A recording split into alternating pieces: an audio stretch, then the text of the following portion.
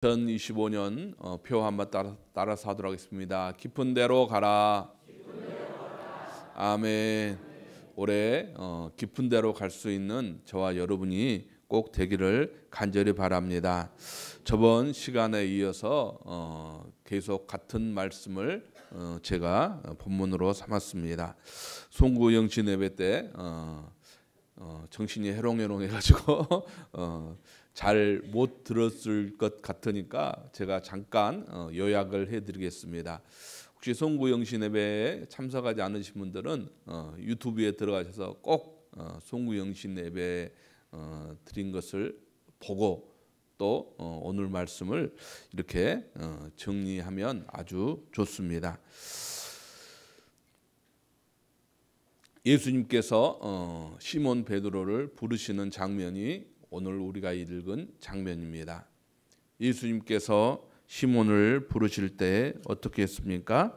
게네사렛 호숫, 갈릴리 호숫가에 많은 배들이 있는 가운데 한 배에 오르셨습니다. 그 한 배가 누구의 배입니까? 시몬의 배라는 거예요. 그래서 우리가 예수를 아는 첫 번째 단계는 내가 선택한 게 아니고 누가 나를 선택했어요? 예수님이 나를 선택하여 불러서 너는 내 것이라. 내가 너를 지명하여 불렀나니 내 것이다. 네가 나를 선택한 것이 아니고 내가 너를 택하여 세웠다고 말하고 있습니다. 그래서 이 자리에 앉아 있는 모든 사람들은 내가 뭐 신앙을 택하고 내가 예수님을 택하고 내가 교회를 택한 것 같이 절대 그러지 않아요. 주님께서 강권적으로 우리를 택하여 주셨습니다. 그 택하심을 우리가 늘 감사하고 감격하며 우리가 신앙생활 해야 될 줄로 믿습니다. 우리는 이미 선택받은 사람. 한 배에 오르셔서 한 가지 요청을 하십니다. 그 요청이 뭡니까? 육지에서 조금 떼라는 거예요. 이것은 우리의 삶에 대해서 말하고 있습니다. 멀리 떨어지지 말고 또 육지에 붙지도 말고 조금 떨어져서 살아라. 자연인처럼 살지 말고 또 어떤 구별되지 않는 그러한 삶을 살지 말고 거기서 조금 떨어져서 이렇게 세상과는 조금 차별을 두고 또 거리를 두면서 그래서 성경에서도 우리에게 담을 쌓지 말고 울타리를 치면서 살라고 그렇게 말하고 있어요.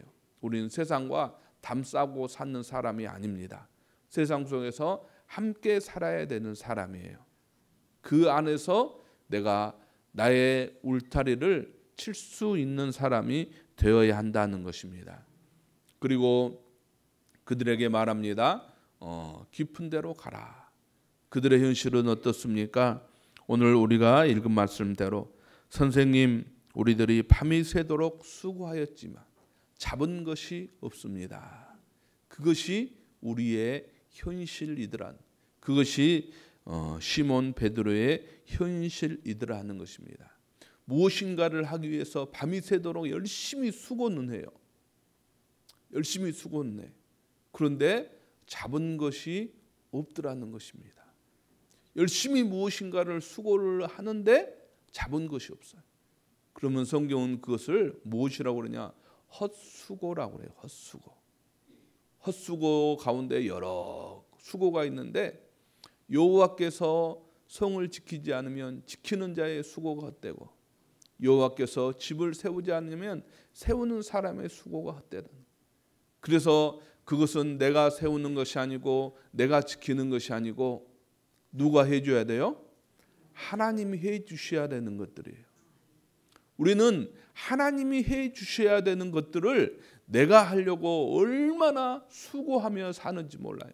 밤이 새도록 수고하지만 내가 하는 일과 하나님이 하는 일들을 우리가 헷갈리니까 하나님이 할 일을 내가 하려고 열심히 밤이 새도록 수고했지만 얻은 것이 없어요.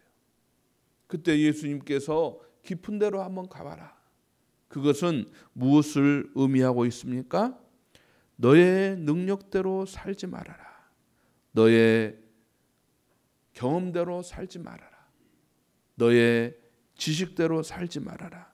너의 힘대로 살지 말아라. 나를 한번 믿어봐라. 나를 한번 의지해봐라. 내 말에 한번 순종해 봐라.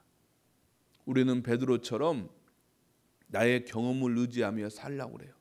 내가 지금까지 고기 잡았는데 나의 능력을 의지하면서 살려고 그래요. 내가 이런 고기 잡는 능력이 있는데, 그런데 주님께서는 우리에게 다시 말하고, 네 능력대로 살아봐라.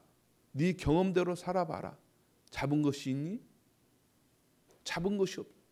우리가 40, 50, 60을 내 계획, 내 고집, 내 경험, 내 방법 열심히 밤이 새도록 수고하였지만 잡은 것이 없었더라는 거예요.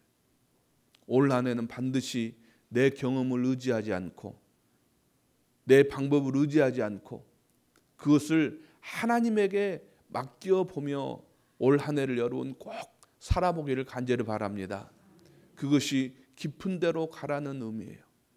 깊은 데로 가라는 것은 내 능력대로 살지 않고 하나님의 능력을 빌리는 것이라고 그랬어요. 열왕기하 4장 말씀에 엘리사와 과부에 대한 이야기가 나와요. 과부가 더 이상 살 수가 없어요. 물어봅니다. 너에게 가진 것이 무엇이냐? 그것은 네 능력이 얼마나 되냐 물어보는 거예요. 내 능력은 기름 하나뿐입니다. 기름 한 그릇뿐입니다. 그것이 내 능력이에요. 그것으로 무엇을 하겠습니까? 그때에 엘리사야가 그 과부에게 말하죠. 그릇을 될 수 있는 대로 많이 빌려라. 그리고 그 빌려온 그릇에 기름을 붓습니다. 기름이 먼저 떨어졌습니까? 그릇이 먼저 떨어졌습니까? 그릇이 먼저 떨어졌어요. 하나님의 능력은 한이 없으신데 나는 내 그릇, 그 한 그릇 가지고 이것이 내 능력이라고 내가 살아가고 있더라는 것입니다. 여러분, 올 한 해는 나의 능력으로 살지 않습니다. 하나님의 능력을 빌려 살아가기를 간절히 축원합니다. 나의 능력은 오병이요 조그만 아이의 도시락 한 개뿐입니다. 그러나 그것을 주 앞에 드렸더니 5,000명이 먹고도 남을 만큼의 많은 것들이 그에게 능력이 되었더라 하는 것입니다. 여러분, 올 한 해 내 능력 의지하지 않고 하나님의 능력 의지하며 살아갈 수 있는 귀한 은혜가 있기를 간절히 축원합니다. 그들은 그 능력을 의지하지 않아요. 지금까지의 경험을 의지하지 않았어요. 그리고 긴가민가 하지만 예수님의 말씀에 순종해서 깊은 곳으로 한번 가봤습니다. 깊은 곳으로 갔을 때에 어떠한 일이 일어나게 됐습니까? 깊은 곳으로 가서 그물을 내렸더니 6절 말씀에 고기를 잡은 것이 심이 많아 그물이 찢어지는지라 라고 말하고 있어요. 그 말씀에 순종해서 그물을 내렸더니 어느 만큼 잡았어요? 그물이 찢어질 만큼. 내 경험과 내 능력을 의지해서 살았는데 그때는 어떻겠습니까? 밤이 새도록 수고했지만 얻은 것이 없었어요. 즉 지금으로 말하면 겨우 밥 먹고 살 정도. 그런데 주님의 말씀에 의지하여 그물을 내리니까 그물이 찢어질 정도로 그렇게 많이 잡게 되었다는 것입니다. 여기서부터가 굉장히 중요해요. 여기서부터가. 송구영신 예배가 1부였다면 오늘 이제 2부예요. 2부. 그렇게 고기를 잡은 후에 어떻게 살아야 되느냐? 어떤 일들이 일어나느냐? 너무 많이 잡아서 그물이 찢어질 정도가 되었어요. 그때의 시몬 베드로는 어떻게 하였습니까? 7절 말씀에 보니까 이에 다른 배에 있는 누구에게? 동무들에게 손짓하여 도와달라 하니 그들이 와서 두 배의 채움에 잠기게 되었더라. 즉 주의 말씀을 의지한 순종의 결과가 무엇이냐? 나의 동료들까지 채워주게 되었더라 하는 것입니다. 제가 송우영신 예배 때도 말씀드렸습니다만 어린아이의 작은 도시락 보리떡 5개와 물고기 2마리 그것을 주 앞에 드렸더니 몇 명을 먹였습니까? 5천 명을 먹였어요. 5천 명. 내가 혹은 우리의 자녀가 나만 먹고 사는 것이 아니라, 나만 잘 먹고 나만 잘 사는 것이 아니라, 우리 그리스도인들은 타인까지도 채워줄 수 있는 사람이 될 수 있도록 우리가 기도하기를 간절히 바랍니다. 내 사업만 잘 되면 그것은 반쪽이에요. 나만 잘 먹고 잘 살면 반쪽. 그리스도인은 반드시 나 외에 다른 사람을 책임질 수 있는 사람이 되어야 한다는 것입니다. 그것이 하나님께서 우리에게 주시는 복이에요. 나만 잘 되는 것이 아니라 나와 거래하는 거래처도 다 잘 돼야 돼요. 나만 잘 되는 것이 아니라 나와 함께 일하는 동료들도 다 잘 될 수 있어야 돼요. 나만 잘 먹고 잘 사는 것이 아니라 우리 직장에서 일하고 있는 사원들도 다 잘 될 수 있는, 나만 먹고 사는, 나만 잘 먹고 잘 사는 그러한 그리스도인들이 아니라 다른 데도 채워줄 수 있는 그러한 은혜가 시몬 베드로에게 생기게 되었더라는 것입니다. 그 전에는 어땠습니까? 내 경험, 내 능력으로 살 때는 그냥 겨우 밤이 새도록 수고했지만 잡은 것이 없어요. 그렇지만 하나님의 말씀에 의지하여서 그물을 내리게 되니까 내 배뿐만 아니라 동무의 2배에 가득 채우게 되었더라. 오늘 그러한 역사들, 특별히 올 한 해에 그러한 역사들이 있어지기를 간절히 바랍니다. 그는 그것을 경험하고 어떻게 행동하게 됩니까? 8절 말씀 보니까 이렇게 기록되어 있습니다. 시몬 베드로가 이를 보고 예수의 무릎 아래에 엎드려 이르되 주여 나를 떠나소서 나는 죄인이로소이다. 우리가 어떻게 상황을 쭉 살펴보면 굉장히 뜬금없는 그런 행동이지 않습니까? 그렇게 해서 고기를 많이 잡았어요. 그러면 니나노 해야 되는데 갑자기 베드로가 예수의 무릎 앞에 엎드려서 뭐라고 그래요? 주여 나는 죄인입니다. 나는 죄인입니다. 여러분, 여기에 굉장한 반전의 이야기가 숨어 있습니다. 왜 베드로는 예수님께 와서 무릎을 꿇고 내가 죄인이라고 고백하게 되었을까요? 그의 평생 소원은 이런 거였을 거예요. 아마 와, 고기 한번 잡는데 배 터지도록 한번 잡고 싶다. 그런데 예수님을 만나서 그 소원이 어떻게 됐어요? 그 소원이 이루어졌어. 그 소원이 이루어졌어. 내가 평생 꿈꿨던 그 장면이 이루어졌어요. 그 장면이 이루어지고 난 후에 베드로는 곧 깨달았어요. 아, 내가 내 욕심만 채우기 위해서 일평생을 살았구나. 이것을 이루기 위해 일평생을 살았구나. 사실 이루고 나니까 아무것도 아닌데. 여러분, 우리의 모습들이 그러지 않을까요?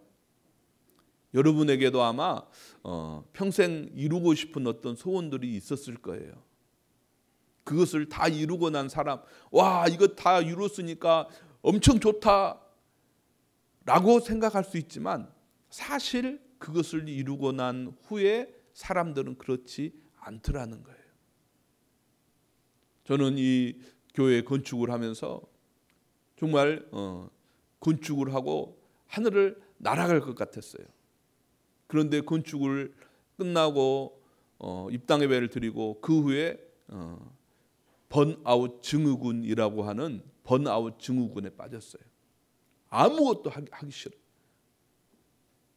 더 심한 말로는 설교도 하기 싫어.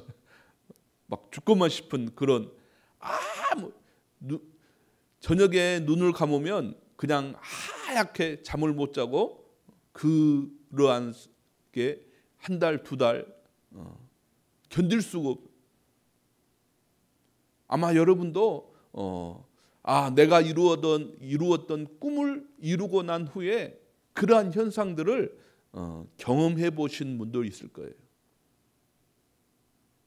물론 경험해 보지 못하면 꼭 올 한 해 경험해 보기를 바랍니다. 베드로가 자기의 꿈꿨던 것들을 이루었어요. 그리고 곧 자기를 깨닫고 보니까 자기가 무엇이라는 걸 깨달아요. 내가 죄인이었구나. 내가 내 방법대로 내 뜻대로 그 고기만 잡기 위해서 내 사명 잃어버리고 이렇게 살았구나. 그 예수님을 이제 만나게 된 거예요. 여러분, 올 한 해가 이러한 베드로와 같은 경험이 여러분에게 꼭 있어지기를 바랍니다. 내가 평생 밤이 새도록 열심히 수고하여서 얻은 것이 없어요. 그런데 예수님을 만난 후에 그 평생의 소원을 이루었어요.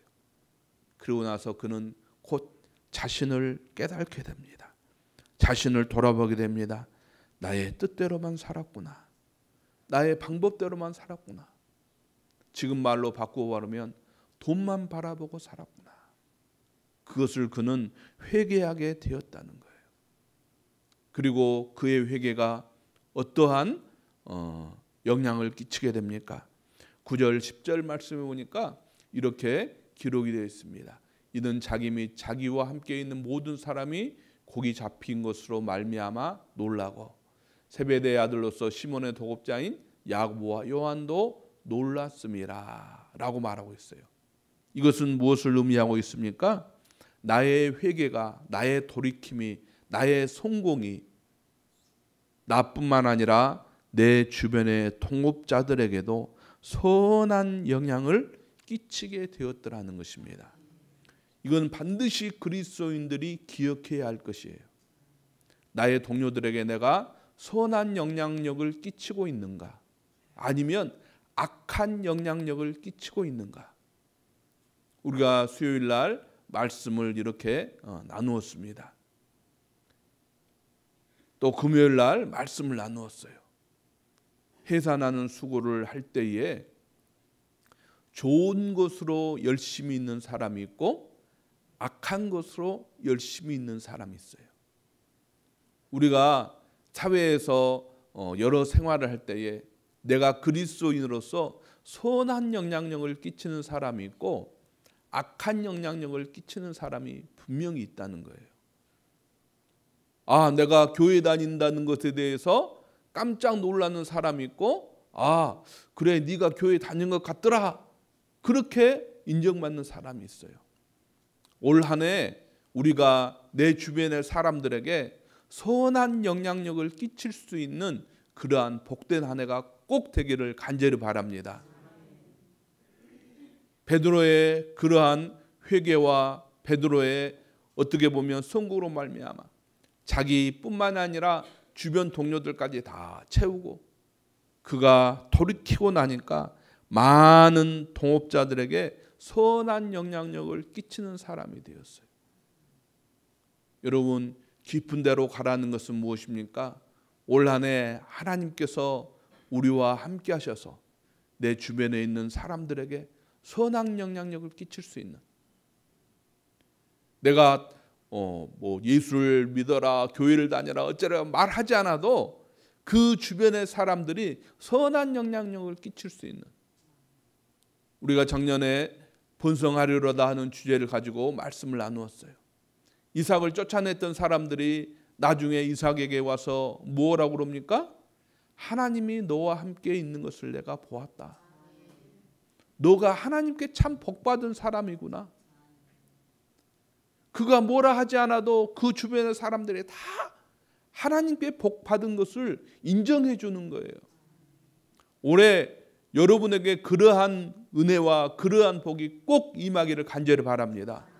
그것이 깊은 데로 가라는 그러한 의미예요.